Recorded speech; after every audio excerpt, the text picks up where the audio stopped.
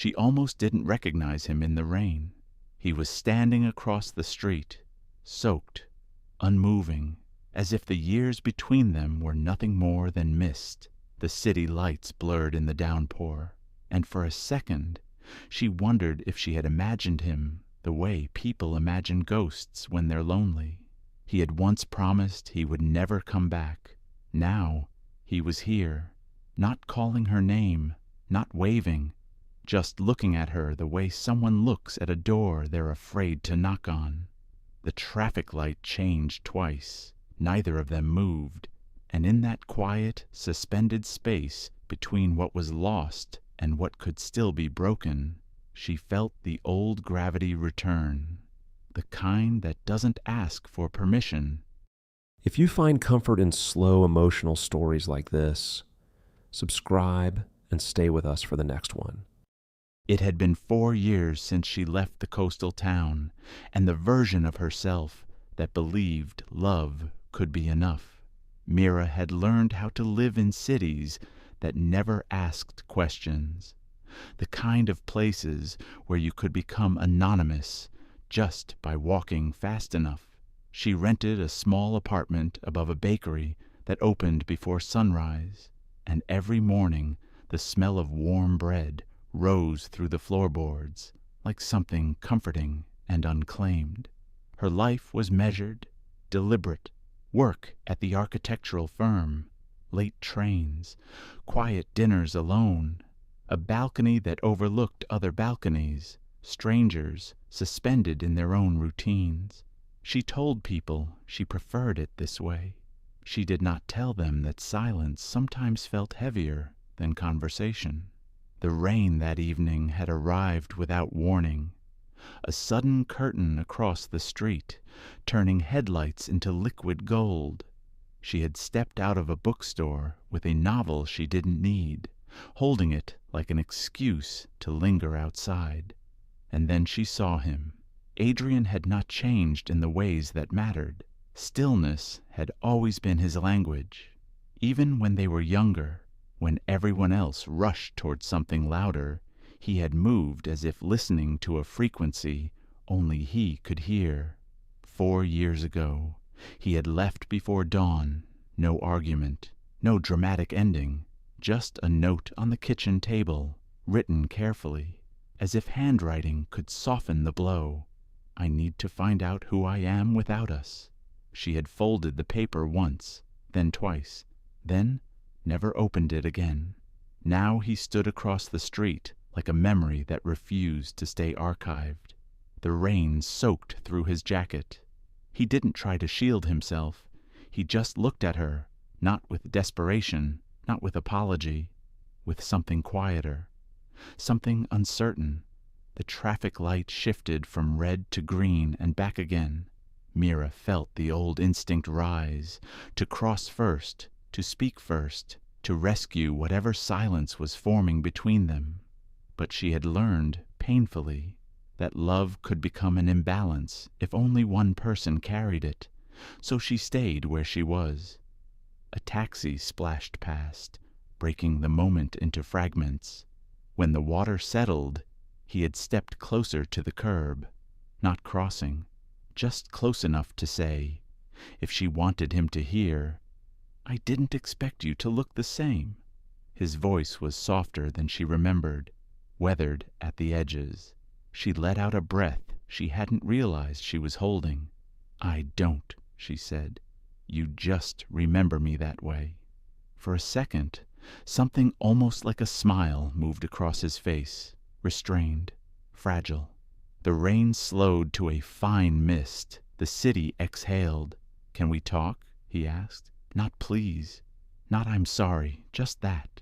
Mira studied him, the way architects study old foundations, searching for cracks beneath the surface.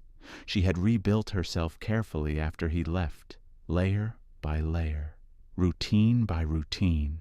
She wasn't sure which part of her was strong enough to survive another collapse. But she also knew this: unfinished stories have a way of echoing. "There's a cafe on the corner," she said finally. "It's still open." She didn't ask why he was back. Not yet. As they stepped toward the crosswalk at the same time, the space between them felt both unbearably small and impossibly wide, like the first inch of distance before a bridge is rebuilt, and somewhere beneath the rain-washed city lights, something long dormant began to stir. The café was almost empty, lit by a row of amber lamps that made every table look like an island. The windows were still fogged from the rain, blurring the outside world into watercolor shadows. They chose a table by the glass, but didn't sit across from each other at first. Mira removed her coat slowly, as if time could be stretched by careful gestures. Adrian stood for a moment longer than necessary before lowering himself into the chair opposite her. The distance between them was less than a meter. It felt like miles. A waitress approached. They both ordered tea, the same kind they used to drink on Sunday mornings when the world felt uncomplicated. The coincidence lingered between them. "You still hate coffee after dark," he said, almost to himself. "You still remember that," she replied. A silence settled, but it wasn't hostile. It was observant, as if both of them were studying the architecture of who the other had become. He had lines around his eyes now, not deep, but earned. There was a steadiness in his posture she didn't recognize, less restless, less half elsewhere. "You look anchored," she said before she could stop herself. He exhaled quietly. "I wasn't, back then." The tea arrived. Steam rose in slow spirals, softening the edges of the moment. Mira wrapped her fingers around the cup. Warmth grounded her. "You left without saying goodbye," she said, not accusing, just placing the fact on the table between them. He didn't flinch. "I thought staying would be worse." "For who?" "For you." The answer surprised her. She had expected something selfish, something defensive. Not this. "I didn't know how to love you without disappearing into you," he continued, "and I didn't know who I was without that." She remembered those years clearly now, the intensity, the way they moved as if fused, decisions made jointly, plans intertwined. It had felt romantic at first, then suffocating. "I would have chosen to work through it," she said quietly. "I know." The weight of that acknowledgment settled heavier than any argument could have. Outside, the rain had stopped completely. Cars passed in steady lines, their reflections sliding across the wet pavement like thoughts that couldn't settle. "What did you find?" she asked after a while. He considered the question seriously. "Silence," he said. "Space. A version of myself that doesn't collapse when someone leaves the room." She studied him. The words didn't sound rehearsed. They sounded lived in. "And now?" she asked. His gaze met hers directly for the first time that evening. "Now, I'm not here because I'm lost." A beat. "I'm here because I know exactly what I'm risking." The statement hung between them, not a declaration, not yet. Just a possibility with edges. Mira felt something shift inside her. Not surrender, not forgiveness, recognition. The boy who had left before dawn would never have said something like that.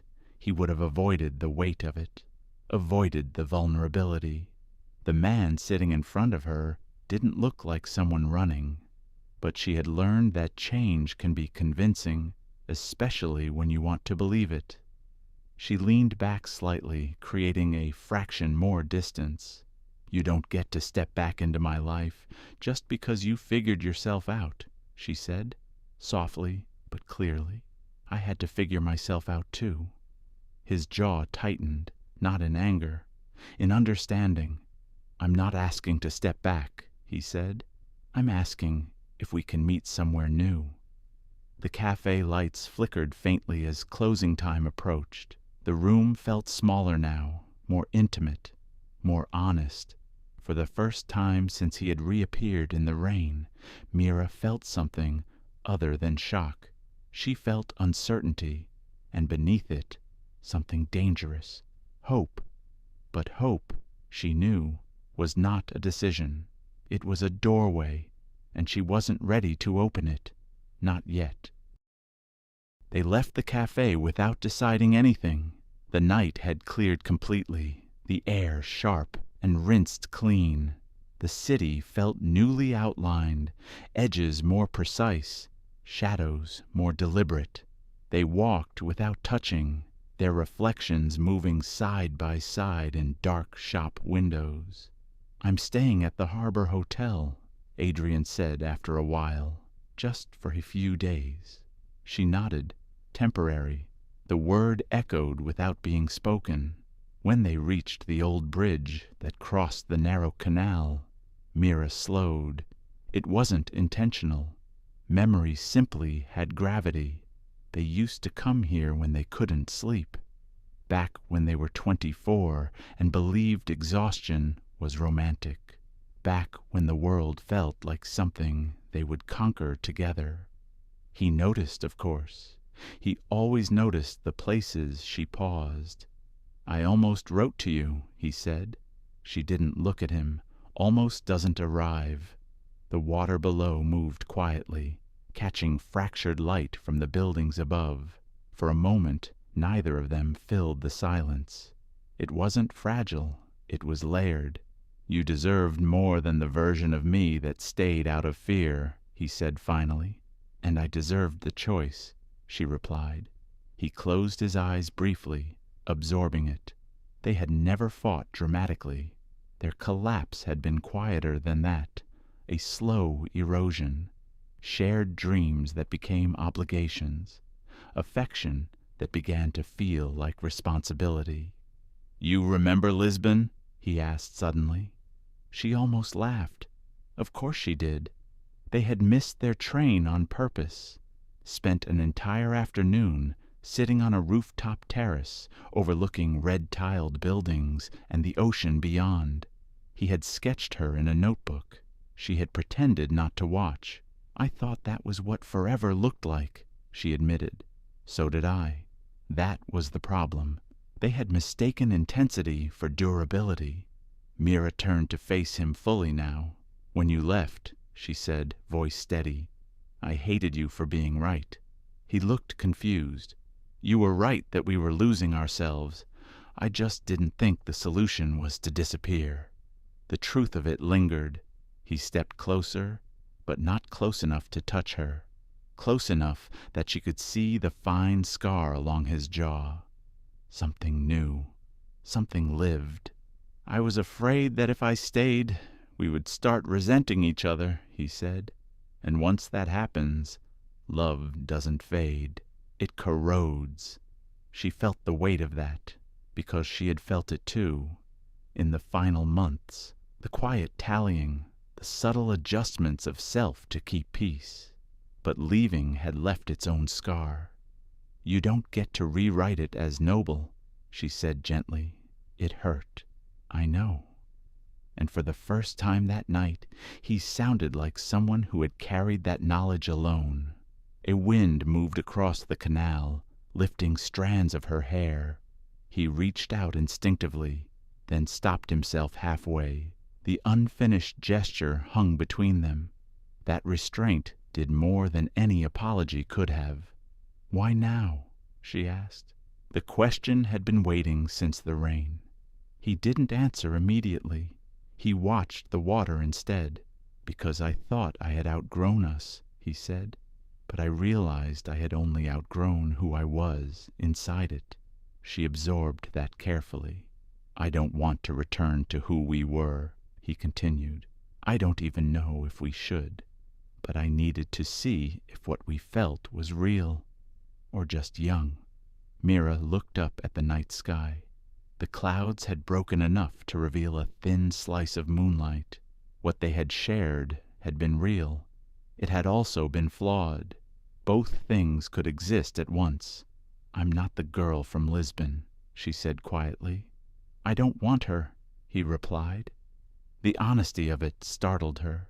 For a long moment they stood there, two people who had once fit together too tightly, now trying to understand if space could be the missing piece rather than the fracture. A group of late-night cyclists passed behind them, laughter cutting briefly through the quiet. Mira took a step back. "I need time," she said. "Not because I don't feel anything, because I do." He nodded. No persuasion, no urgency. "Tomorrow?" he asked. She considered. "Tomorrow," she agreed. As she walked away across the bridge, she felt the old pull again, but it was different now. Less consuming, more deliberate. Behind her, he didn't call her name, and somehow that mattered more than if he had. The next day did not arrive gently. Mira woke before her alarm, the early light pressing softly against the curtains. For a moment she forgot. Then memory returned, not as a shock, but as a presence. She went to work. She drafted elevations, answered emails, corrected minor structural miscalculations. Architecture had always comforted her because it required clarity. Load-bearing walls either held or they didn't. Foundations were measurable. Stability could be engineered. People were different. At lunch, she found herself walking without intention, past familiar streets, toward the harbor. The water was calmer in daylight, less romantic, more honest. Adrian was already there. He stood near the railing, sleeves rolled to his forearms, watching the boats shift against their moorings. He didn't wave when he saw her. He simply adjusted his stance, making space beside him. It felt deliberate, an offering, not an expectation. "You always come to water when you're thinking," she said as she approached. "You always notice," he replied. They stood shoulder to shoulder, not touching. The breeze carried salt and distant engine noise. "I've been trying to understand something," she began. "When you left, did you think I would wait?" He didn't hesitate. "No." The honesty steadied her. "I hoped you wouldn't." That surprised her more. "Why?" "Because I didn't want to be the reason you stayed smaller than you could be." The words landed differently this time, less defensive, more reflective.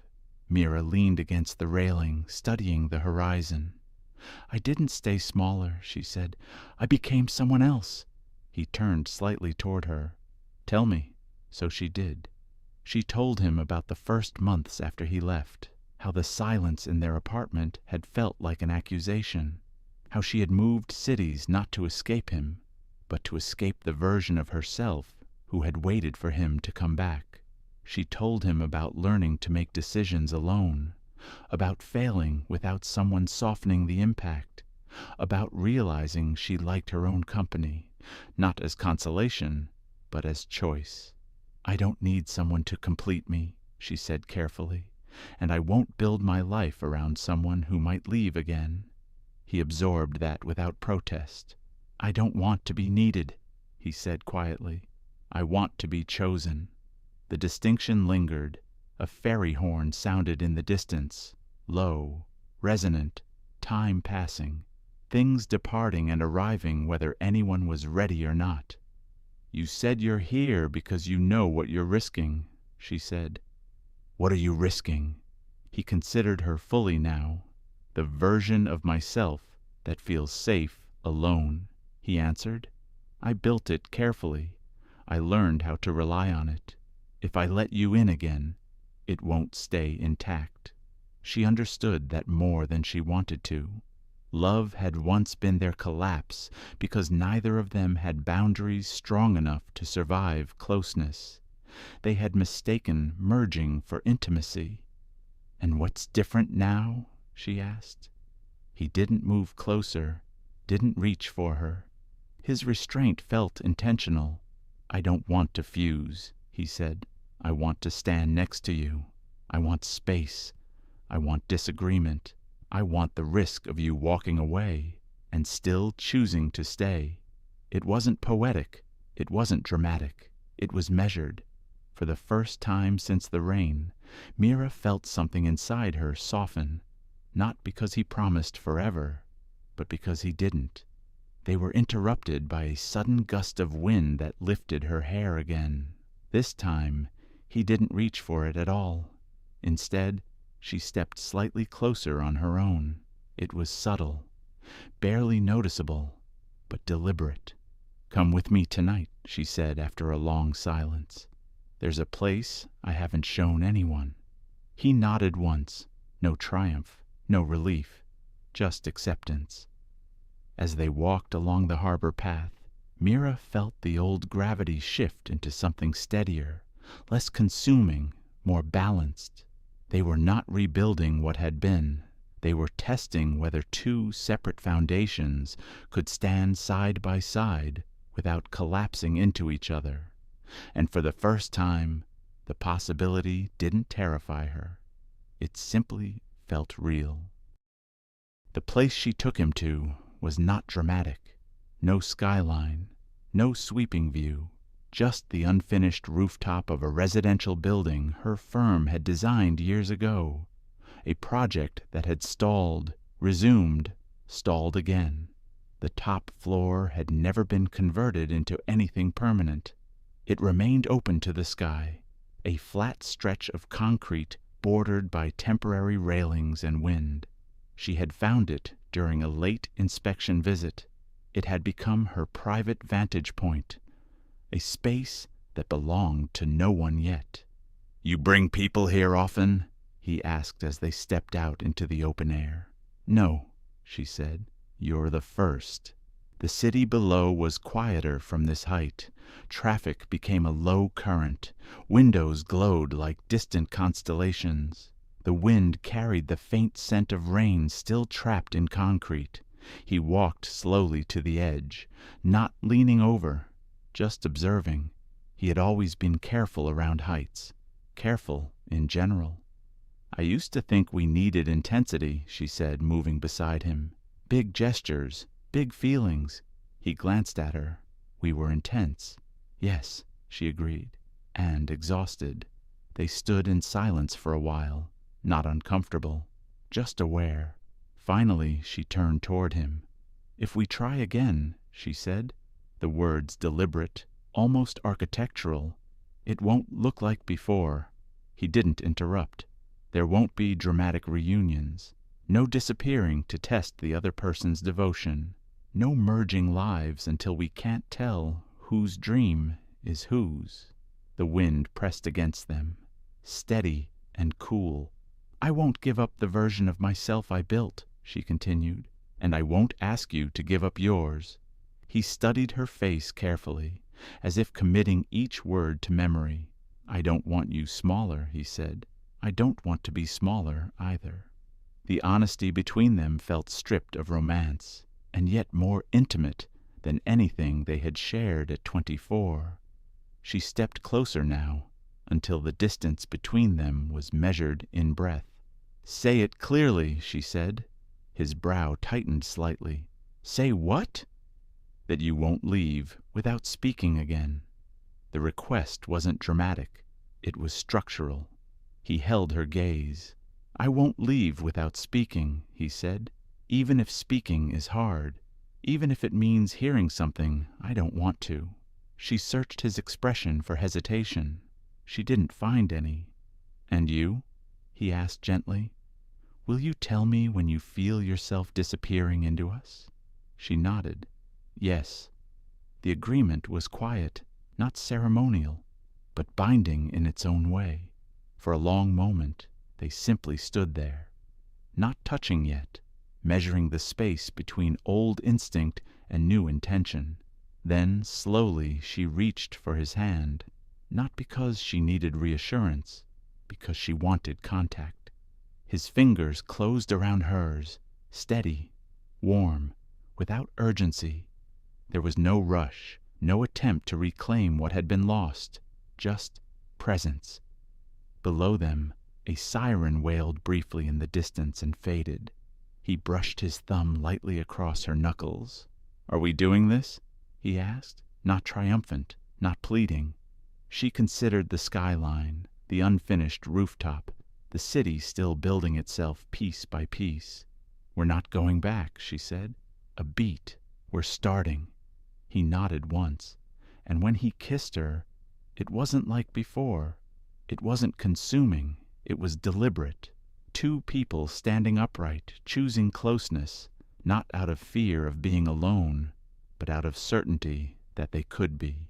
The wind moved around them, but neither of them leaned for balance. They didn't promise forever. They didn't need to. What they had now was something steadier than intensity. It was consent and courage, and the willingness to stay, not because leaving was impossible, but because staying was chosen. Morning did not arrive with revelation, no dramatic sunrise, no swelling music of certainty, just light, pale and gradual, sliding across the unfinished rooftop, where they had eventually sat down against the low concrete wall, backs resting side by side, watching the city move beneath them. At some point in the night, the wind softened. At some point, their hands stopped searching for reassurance and simply remained intertwined. Mira had fallen asleep first, not from exhaustion, but from an unfamiliar ease. Adrian stayed awake longer, listening to the rhythm of her breathing, noticing how different it felt from years ago. Back then, he would have memorized the sound with fear, afraid of losing it. Now he listened without trying to own it. When she opened her eyes, the sky was washed in early blue. For a split second, she didn't know where she was. Then she felt his shoulder against hers, and she remembered not just the night, but the choice. He turned his head slightly when he sensed her stirring. "Good morning," he said. It was such a simple thing, so ordinary. She studied his face in daylight. The lines were still there, the steadiness too, but there was something else now. Not intensity, not longing, patience. They didn't rush to define what they were. They didn't reach for labels to secure the moment. The city below them was already awake, deliveries being made, doors unlocking, lives continuing without pause. "We should probably get coffee," she said softly. He smiled, small, genuine. "After dark," he replied. "I still won't drink it." She almost laughed. The echo of their first conversation in the café felt intentional, like a quiet thread tying the present to the past without knotting it too tightly. They stood, brushing dust from their clothes. The rooftop remained unfinished. Exposed beams, raw edges, open sky. It wasn't a completed space, neither were they.